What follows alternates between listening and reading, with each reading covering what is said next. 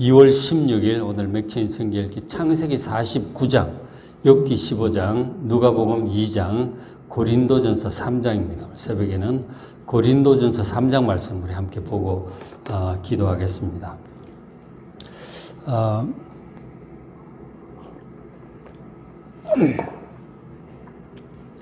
고린도전서 3장은 우리 그리스도인의 인생의 기초를 예수 그리스도라고 하는 기초 위에 든든하게 잘 세우라고 권면하는 그런 내용입니다. 지금 이제 고린도 교인들은 막 분쟁을 하고 여러 가지 이제 죄악도 행하고 그래서 이제 사실 편지를 받고 있는 건데, 그리스도라고 하는 기초 위에 인생의 집을 잘 못 세우고 있는 거예요. 그래서 잘 세우라고 권면하는 내용인 것이죠. 그래서 사도 바울이 이제 그런 것과 관련해서 사람들을 좀 분류를 하는데, 육에 속한 사람이 있고 신령한 자, 그리고 육신에 속한 자들이 있다, 이제 그런 얘기를 해요. 자, 그 앞에 이제 고린도전서 2장 14절에 보면 이런 구절이 있는데, 육에 속한 사람은 하나님의 성령의 일들을 받지 않는다 하는 거예요. 왜냐하면 이런 그것들이 그에게는 어리석게 보이기 때문이다 하는 거예요. 육에 속한 사람, 헬라어로 프시키코스예요. 프시키코스인데, 프시키코스라고 하는 것은 프시케적인 그런 사람이다, 그런 뜻이에요. 프시케라고 하는 것은 이 사람의 어떤 정신을 얘기를 하고 있는데, 자연인을 얘기를 해요. 문맥상 보면 구원받지 못하고 거듭나지 못한 불신자를 얘기하는 거예요. 성령의 일을 전혀 받지는 않습니다. 성령에 속한 것, 구원과 하나님에 속한 것, 이런 것들을 전혀 받아들이질 않아요. 왜냐하면 그런 것들이, 영적인 구원에 속한 성령의 일들이 어리석게 보이는 거예요. 어리석게 보이기 때문에 전혀 받아들이질 않습니다. 육에 속한 사람, 프시키코스는 바로 불신자들, 자연인, 구원받지 못한 사람들 의미예요. 그러니까 예수님이나 하나님, 구원과 영생, 하나님의 나라, 이런 영적인 일들을 전혀 이해할 수 없어요. 뭔 소리냐 하는 거죠. 그런 영적인 일들을 아주 어리석게, 미련하게 그렇게 봅니다. 고린도전서 2장 14절에 육에 속한 사람은 불신자를 가리키고 있는 거죠. 근데 그에 비해서 3장 1절에 이런 구절이 있죠. 3장 1절에 형제들아, 내가 신령한 자들을 대함과 같이 너에게 말할 수 없어서 육신에 속한 자, 곧 그리스도 안에서 어린 아이들을 대함과 같이 한다, 그렇게 얘기를 해요. 이 육신에 속한 자는 헬라어가 달라요. 사르키노스예요.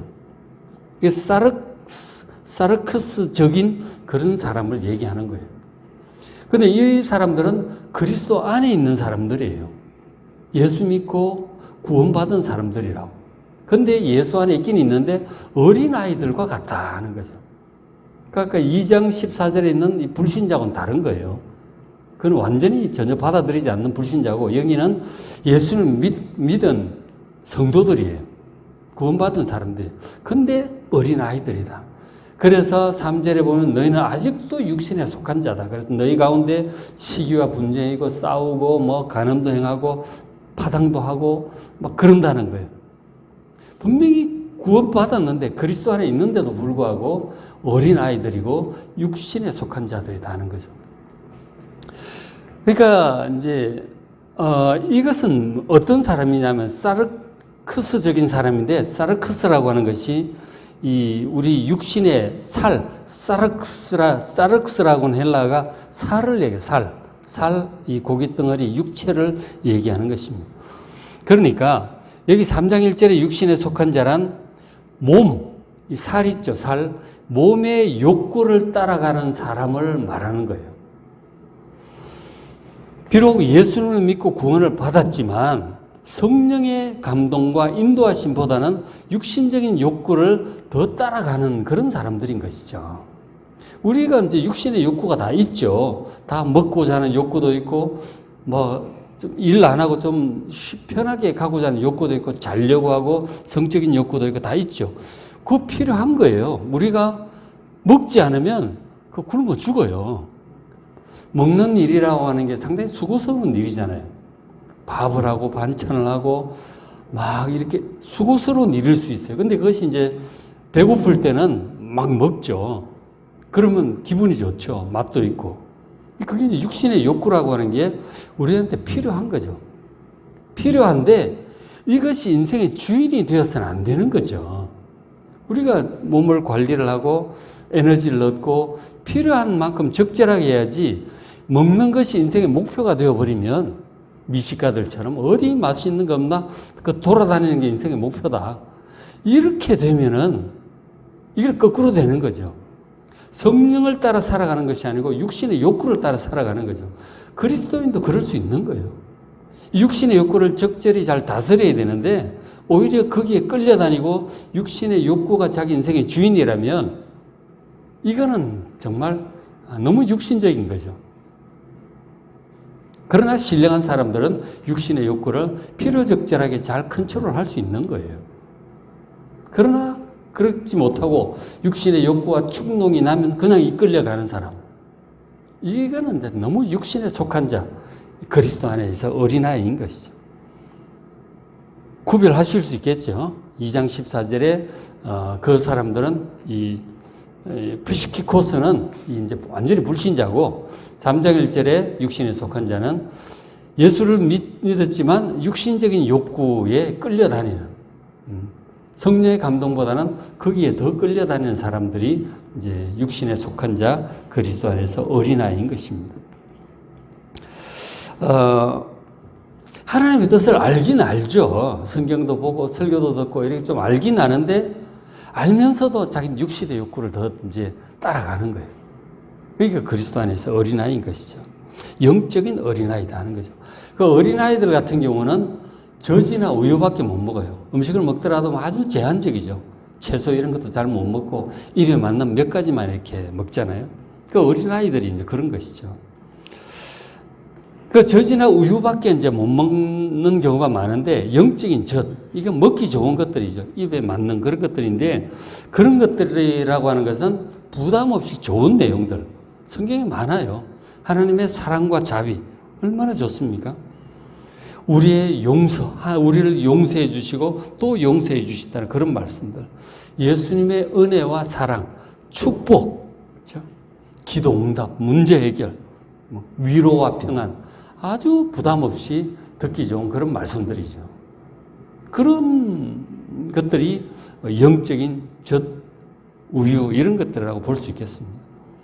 그러나 그런 말씀만으로는 우리가 이 죄 많은 세상에서 거룩하게 살아간다든가, 정말 하나님 자녀답게 거룩하게 산다든가, 영적인 싸움에서 승리를 한다든가, 혹은 막 어두운 세상에서 빛과 소금으로 살아가게 하는 데는 역부족이에요.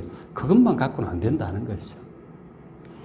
그러니까 우리가 영적으로 좀 더 성장하고 강해지려면 이 고기와 같은 음식, 단단한 음식, 이런 것들을 이제 먹어야 되는 것이죠.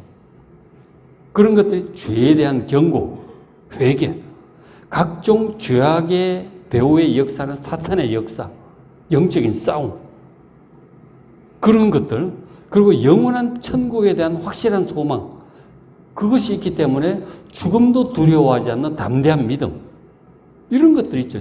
육신을 쳐서 복종시키는 절제, 이런 말씀들은 단단한 음식이에요. 근데 이런 것들을 먹어야 영적으로 강해지고 힘 있는 용사가 될 수 있는 것입니다. 그런 사람들은 인간적인 어떤 시기와 질투 이런 데 그렇게 잘 잡히지 않아요. 얼마든지 용서하고 원수까지 사랑하라고 하는 그런 말씀들, 믿음으로 행하기 때문에 시기 질투 그런 데 잡히지 않아요. 그리고 미움 이런 데 사로잡히지 않고 얼마든지 용서하고 넓은 마음으로 포용하고 품고 그렇게 갈 수 있는 것이죠. 그러니까 자기한테 취향에 맞는 파당을 짓는다든가 그렇게 하잖아요. 두루두루 사람들을 넓은 마음으로 포용하고 사랑하고 사귈 수 있죠. 그리고 간음이나 우상숭배 이런 거 따르지 않죠. 육신의 욕구를 다스릴 줄 알기 때문에 악을 행하지 않습니다.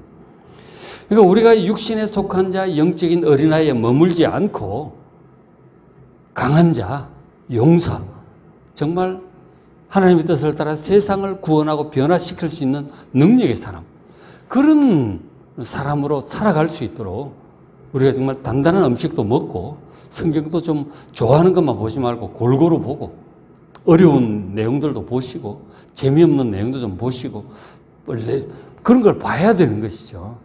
쉬운 거 이런 뭐 창세기 이런 것만 볼 것이 아닌 거예요. 레위기라든가 이런 어려운 예배에 관한 말씀도 봐야 되고 율법에 관한 말씀도 봐야 되고 복음의 진리도 봐야 되고 예수님 다시 오실 것을 우리가 늘 깨어 대비할 수 있도록 요한계시록도 봐야 되고 골고루 다 봐야 되는 거예요. 좋아하는 것만 봐서는 그건 신앙이 이제 골고루 건강하게 그렇게 잘 성장하지 못하는 것이죠. 우리의 신앙이 골고루 견고하게 성장할 수 있도록 기도하시길 바랍니다. 그래서 이제 그런 신령한 자가 될 수 있도록 해 나가야 되는데 이제 비유를 좀 바꿔서 건축에 관한 비유 얘기를 또 한번 해줍니다. 3장 10절에 내가 지혜로운 건축자와 같이 터를 닦아두었다. 사도 바울이 하는 말이죠. 지혜로운 건축자처럼 각각 인생의 집을 우리가 잘 건축할 수 있도록 터를 잘 닦아줬다는 거죠. 터가 뭘까요? 우리가 인생의 기초를, 인생을 우리가 세워나가잖아요. 우리가 자녀를 낳기도 하고, 자녀를 키우기도 하고, 사업을 하기도 하고, 직장을 하기도 하고, 뭐, 학문적인 어떤 걸 추구하기도 하고, 인생의 집을 우리가 세워가고 있단 말이에요.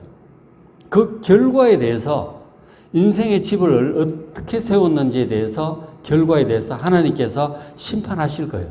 우리가 다 살고 나면, 하나님 앞에 가서 서면, 너 어떻게 살았느냐? 물어보실 거 아니에요.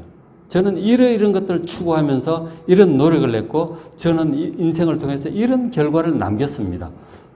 계산을 하게 될 거예요. 우리 달란트 비유에서도 보시듯이 그 주인이 이제 종들에게 많은 달란트들을 주시잖아요. 엄청난 달란트를 주시죠. 그걸 가지고 뭘 했는지 다 이제 보고를 해야 될 때가 오는 거예요. 하나님 주신 좋은 것들로 과연 우리가 무엇을 하며 살았는가, 어떤 열매, 어떤 결과를 남겼는지 하나님 앞에서 보고하고 계산할 날이 올 거라고요. 그 얘기를 하는 거죠. 우리 인생의 건축물을 어떻게 세웠느냐 하는 것이죠. 하는데 그 기초가 중요하다는 얘기를 하는 거죠. 기초를 뭐 모래 위에 잘못 세우면은 와장창 무너지는 거예요. 아주 든든한 반석이 잘 세워야 될 텐데 그 반석이 뭐냐는 거죠. 그래서 사도 바울이 지금 우리가 인생을 세워야 될 터를, 기초를 다 닦아줬다는 거예요. 자, 보시면 터가 뭘까요? 자, 다른 이가 사람들마다 그 위에 세우는데 그러나 각각 어떻게 그 위에 세울까 조심하라고 말씀을 하셨어요. 우리가 이제 인생의 집을 세워야 되는데 그리고 사역을 하고 수고하고 노력하는데 어떻게 세워야 되느냐? 잘 세워야 된다는 것이죠. 먼저 이제 터가 뭔지를 얘기하는데 11절에 이 닦아둔 것에 사도 바울과 이 사도들이 그 앞에도 선지자들이 함께해서 닦아둔 터 외에 능히 다른 터를 닦아둘 자가 없으니 이 터는 곧 뭐라고요? 예수 그리스도다 하는 거죠.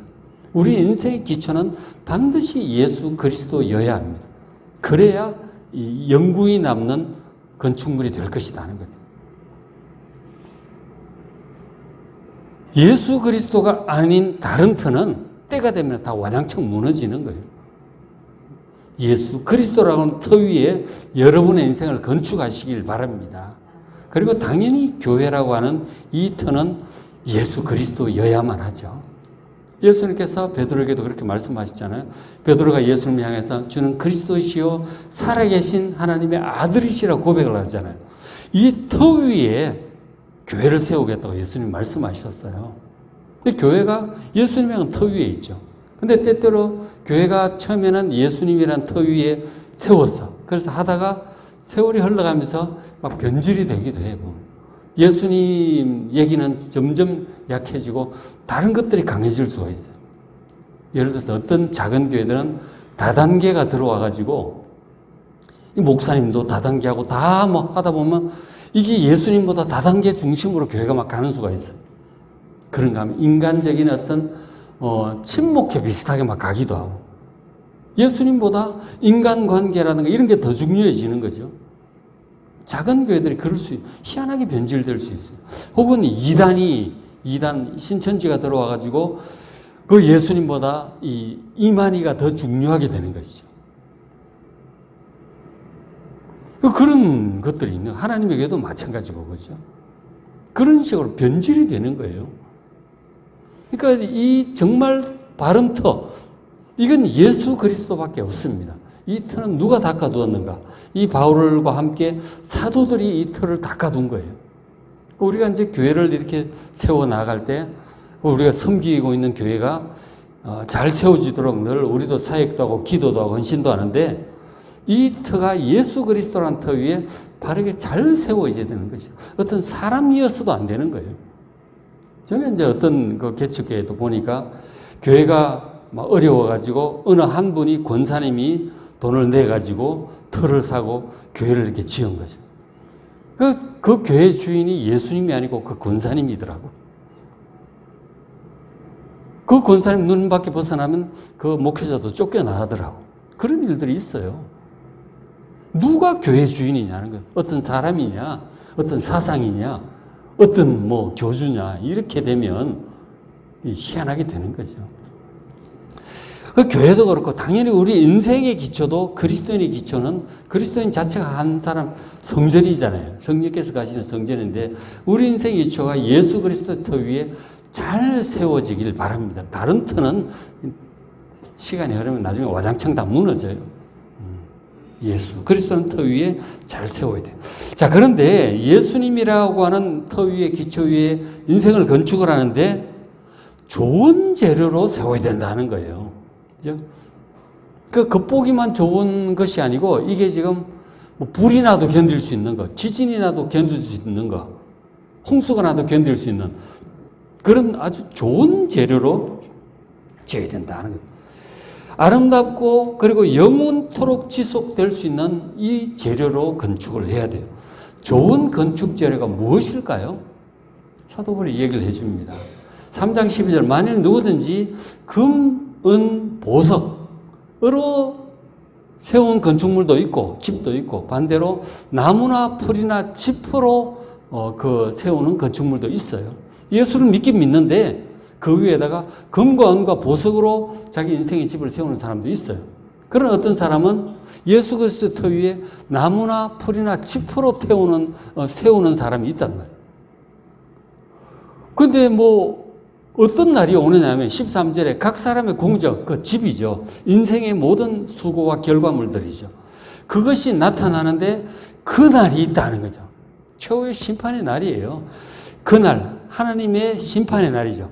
그 날이 공적을 밝힐 것이다. 우리의 수고, 인생의 수고, 인생의 집이 어떤지를 평가할 날이 온다는 거예요. 이는 불로 나타내고 그 불이 각 사람의 공적이 어떠한 것을 시험할 것이다 하는 거예요. 우리가 수고한 인생이 정말 불을 통과할 만한 것인지 테스트를 한다는 거예요. 불을 통과한다는 거예요. 그러니까 금이나 은이나 보석으로 한 것은 불이 한번 지나가도 이거는 괜찮다는 거예요. 금은 보석은 애당초 불을 통과했어요. 그렇잖아요. 금은 보석은 땅에 있는 건데 금광석 이런 걸 캐가지고 이제 불을 녹이잖아요. 녹여가지고 금을 따로 추출해낸단 말이에요. 그게 금이고 은이고 그런 거란 말이에요. 이런 것들은 불을 통과한 거예요. 그래서 불이 지나가도 괜찮다는 거죠. 남는다는 거예요. 그러나 나무나 풀이나 집 같은 불을 한번 오면 불길을 닿기만 해도 화르륵 다 타버리는 거죠. 아무것도 안 남는다는 거죠. 그런 불처럼 우리의 인생의 그 공적을 심판하는 그날이 온다는 거죠. 바로 저것이 하나님의 심판의 날이고 최후의 심판의 날인 것입니다. 그래서 결국 이제 우리가 죽게 되면 주님 앞에 서게 될 거 아니에요. 그죠? 주님 앞에 서서 인생 전체를 주님께서 평가를 하실 텐데 평가 기준은 뭘까요? 하나님의 말씀이에요. 하나님께서 하신 말씀. 그 말씀을 따라 우리 인생을 평가를 하게 될 것이라고요. 그것을 통과해서 그래 참 잘하였도다. 착하고 충성된 종아. 네가 작은 것에 충성하였으니 많은 것으로 내게 맡기리라. 그렇게 인정받을 우리 인생이 있을 거라고요.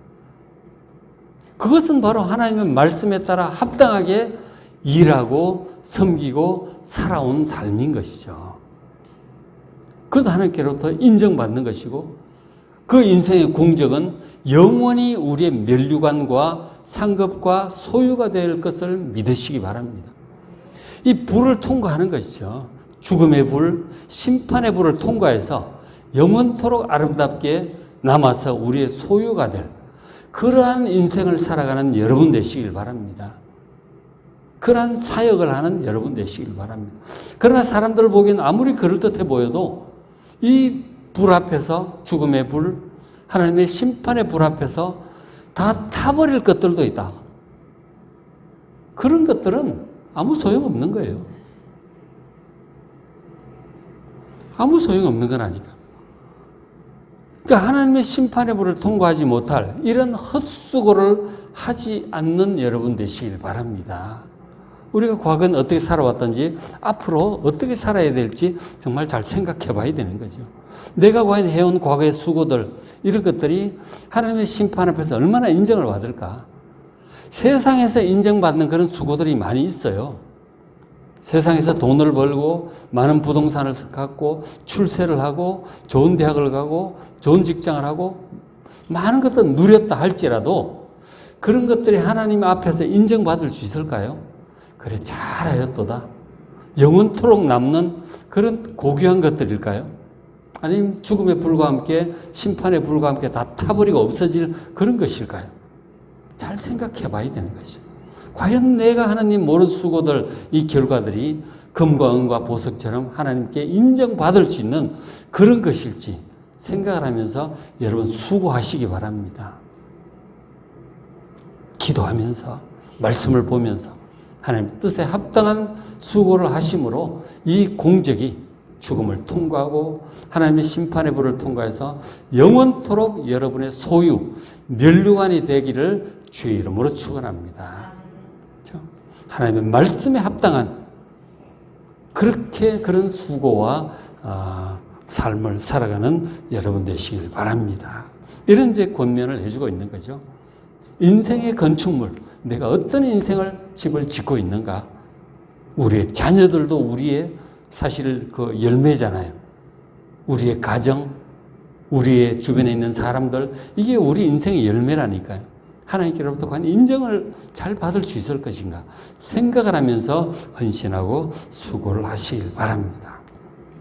그리고 이제 또 이런 권면도 또 해주고 있는데 3장 19절 이 세상 지혜는 하나님께 어리석은 것이라고 말씀을 해주고 있어요.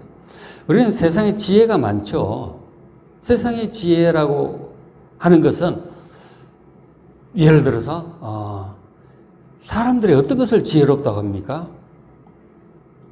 건강하게 살 수 있는 지혜, 출세하는 지혜, 사람들로부터 인기 있게 살아갈 수 있게 하는 지혜, 이런저런 지혜들이 많죠.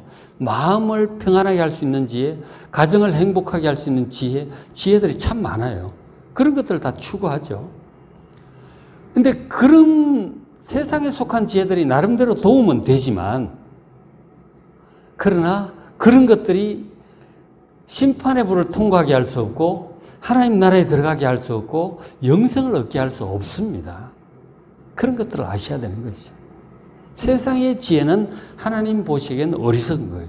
진짜 참된 지혜는 하나님께 있음을 믿으시기 바랍니다. 세상의 지혜도 나름대로 괜찮지만 그러나 진짜 최고의 지혜, 완전한 지혜, 영원한 지혜는 하나님의 말씀이심을 믿으시기 바랍니다. 하나님께 구해야 되는 거죠.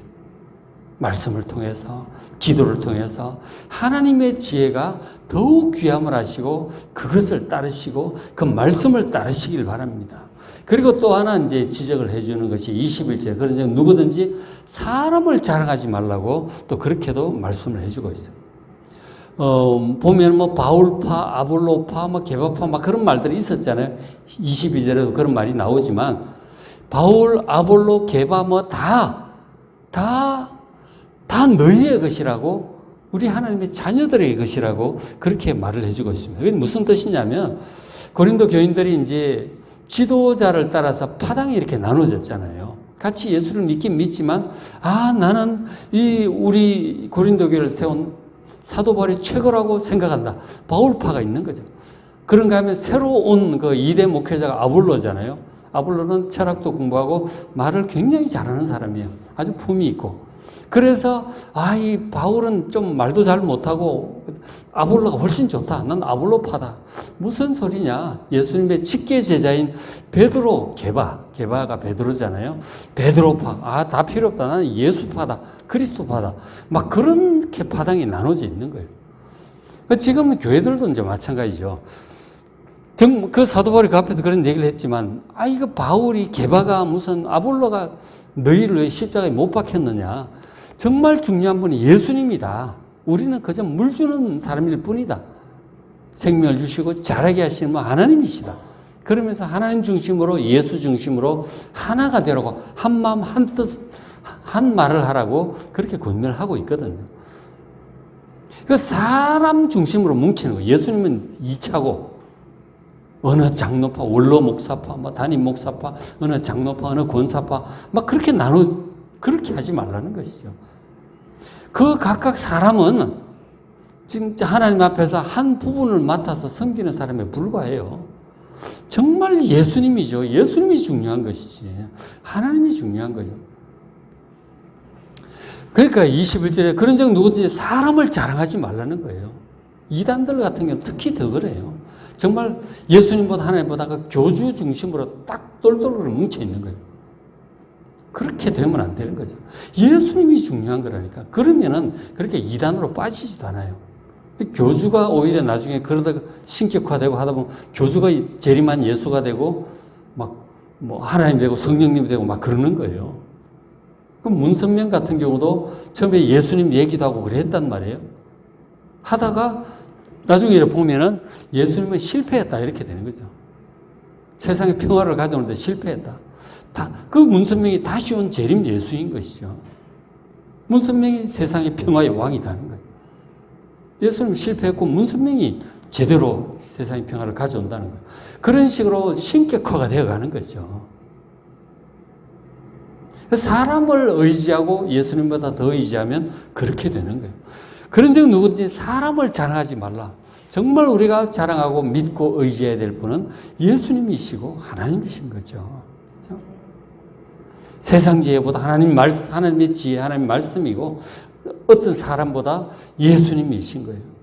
그러면서 이제 권면하기를 21절 하반절에 만물이 다 너희 것입니다. 하나님의 너희 성도들, 하나님의 자녀들 것이다. 20절 바울도 아볼로도 게바도 다 하나님의 자녀들을 섬기는 사람들이에요.